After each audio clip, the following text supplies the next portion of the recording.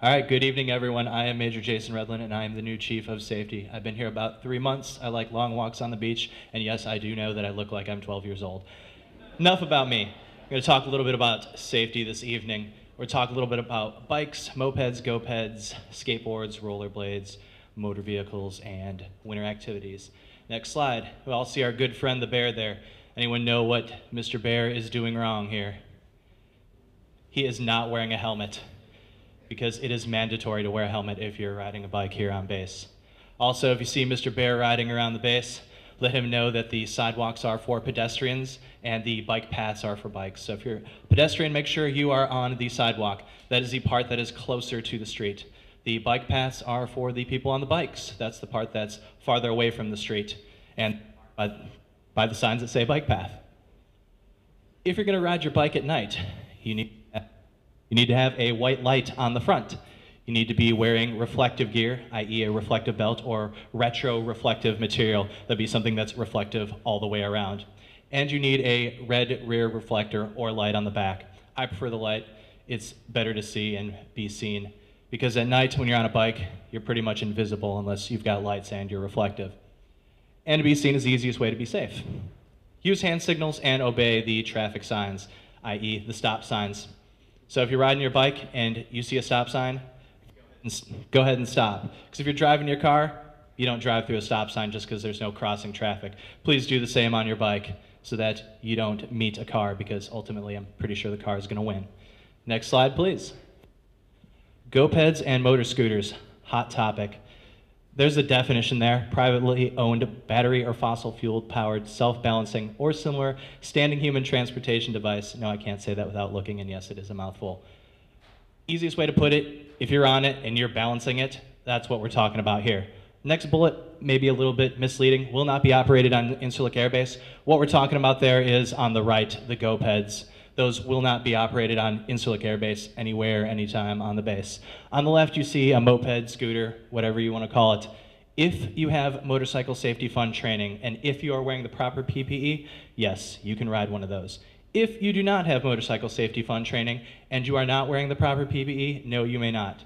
And that includes if you go to Cappadocia, Tarsus, wherever, and they are running mopeds out there. If you don't have motorcycle safety fund training, you are wrong if you are riding one. Ultimately, if you get into some kind of accident and meet an untimely demise, there will be a line of duty determination. And if you don't have motorcycle safety fund training or you're not wearing your PPE, if you're a DOD employee, then you will be determined not to be in the line of duty. What does that mean to you? Well, for dependents, what that means to you is that the benefits that you receive, you won't be able to get a lot of them. Safety Center broke this down. They had a handout, which I don't have with me, unfortunately. I can't put it up on the slide, but it broke it down for a small child dependent. Through the time they're 18, you'll lose hundreds of thousands of dollars in benefits. So that alone is a good reason to follow the rules right there, other than just to be safe. Next slide, please. Skateboards and rollerblading. I like this guy right here. Not so much because he's doing a cool skateboard trick, but if you take a look at him, he's got gloves, he's got elbow pads, knee pads, and a helmet on. He is a model of safety, and if he was on Incirlik, I would give him a high five, except that it looks like both of his hands are busy, so maybe that wouldn't be such a good idea. The skateboards can be used on some streets, and the rollerblades as well. Big thing there is follow all the rules, i.e. the traffic signs, and don't cross the center line unless you're at a properly marked crosswalk.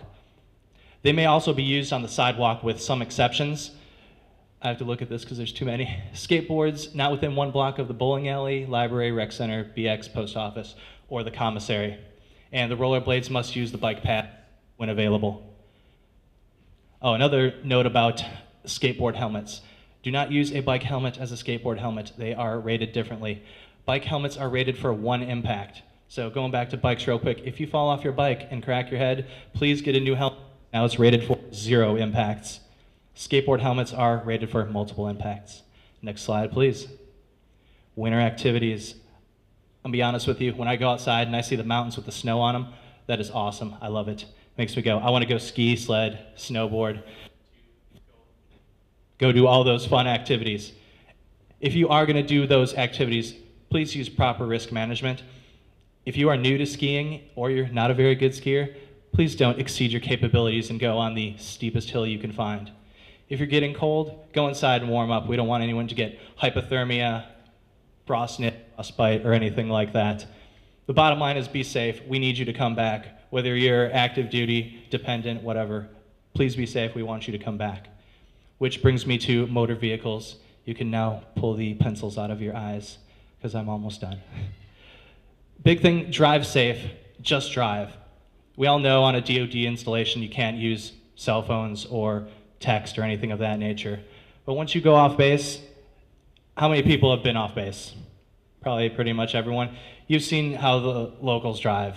It's scary, to say the least. Great reason right there not to be on the phone or text. I mean, you have to have more eyes than a fly just to be safe out there, because you never know what's going to come out at you, whether it's going to be a horse cart, a goat cart, a donkey cart, some dude with bread on his head. You never know who's going to jump out at you, especially in Old Adana. Or just to mention the drivers that are around you. And seatbelts. Please, please, please wear your seatbelt every seat, every time. If you are a DoD member, it is required that if you are in a vehicle and it is moving, you will have a seatbelt on. I know that some of the Dalmases and the cabs don't have seatbelts. So you have a choice there. You can move to another seat, you can get another cab, or if there's no other choice, then obviously you're going to accept that risk, but know that seatbelts are required by regulation. Just came back from Ramstein about a month ago, and they had a presentation called Street Smart, which we're trying to get them to come to Incirlik here. But there's a couple EMTs from Florida who've seen multiple gruesome accidents, and the common thread in all of them is lack of seatbelt use. Many of the fatalities we see on the road can be avoided by wearing seatbelts. Because once we lose a member of the Incirlik family, it's too late to take precautions. So please, make the safe choice, make the smart choice, make the right choice. Because I don't think anyone in this room here wants to see anyone get injured or, even worse, become a fatality. Please be safe and keep each other safe. Thank you.